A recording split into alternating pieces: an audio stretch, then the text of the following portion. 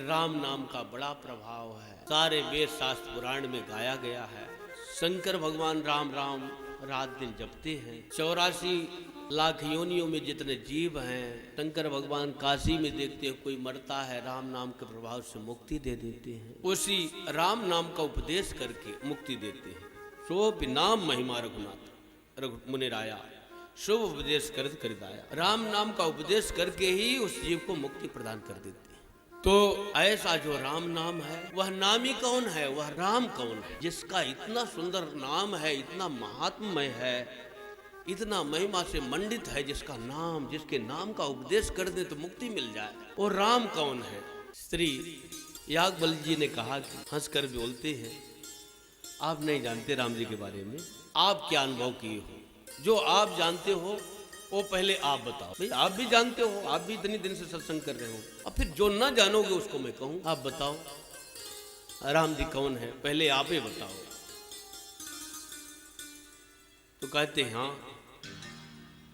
मैं कुछ जानता हूं, एक दशरथ नंदन राम है,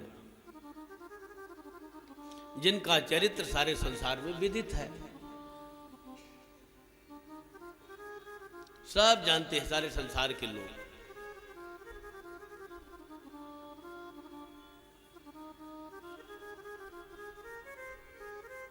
दशरथ नंदन राम पिताजी की आज्ञा से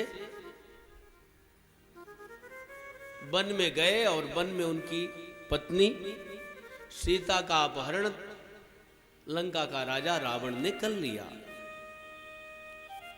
जिससे बहुत दुखी हुए और उनको रोष भी हुआ और रावण को मार दिया। उनको जानते हैं, एक राम वो हैं। अच्छा, तीन राम में कोई विशेषता दिख नहीं रही है, क्योंकि राग रोष दोनों दिख रहे हैं। स्त्री के वियोग में दुखी हो रहे हैं, तो सभी तो होता है, किसी की स्त्री चोरी हो जाए अथवा गुम जाए तो दुखी सब होगा। तीन में कौन सी विशेषता अधिक हो गई? और जो चुरा लेगा मिल जाए तो छोड़ने वाला नहीं। भयो रोसरन रावण मारा, तो वही राम जी हैं जिसको शंकर भगवान जपते हैं। जिस नाम को जपते हैं शंकर भगवान, वही राम जी हैं। जहां जपत त्रिपुरार, जिस नाम को जप करके संसार सागर से पार कर देते हैं जीवों को, वही राम जी हैं, उन्हीं का ये नाम है। प्रभु सोई राम की अपर को जहां जपत त्रिपुरार, अथवा कोई दूसरा राम है जिसको शंकर भगवान जपते हैं। सत्य धाम सर्वज्ञ, सत्य की सौगंध लगाकर कहते हैं आप सत्य स्वरूप हैं, सर्वज्ञ हैं, त्रिकालज्ञ सर्वज्ञ, तुम गति सर्वज्ञ महान। तो आप त्रिकालज्ञ हैं, तुम त्रिकालदर्शी मुन्नासा, विश्व बदर जिम तुम्हारी हाथा। आप त्रिकालदर्शी हैं, आप बताओ मैं, वही राम जी हैं। आप अच्छी तरह से समझ करके बताओ मैं। श्री याज्ञवल्क्य जी महाराज कहते हैं, अच्छा आपको सत्संग करने की इच्छा है। यह प्रश्न कोई साधारण नहीं है कि 10 मिनट 20 मिनट में हम इसको पूरा करते। आप राम जी की गूढ़ कथा सुनना चाहते हैं, इसीलिए आपने ऐसा प्रश्न किया हो, मन मूढ़ हो, गूढ़ कथा सुनना चाहते हैं और एक मूढ़ की तरह प्रश्न किया है।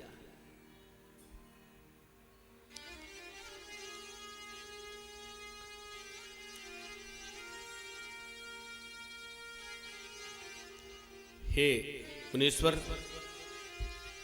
मैं आपको अवश्य करके भगवान की कथा सुनाऊंगा। इसी प्रकार से भवानी पार्वती जी ने शंकर भगवान से संशय किया था, तब शंकर भगवान श्री राम जी की कथा पार्वती जी को सुनाई थी। उसी संवाद को मैं अब आपके सामने कहता हूं।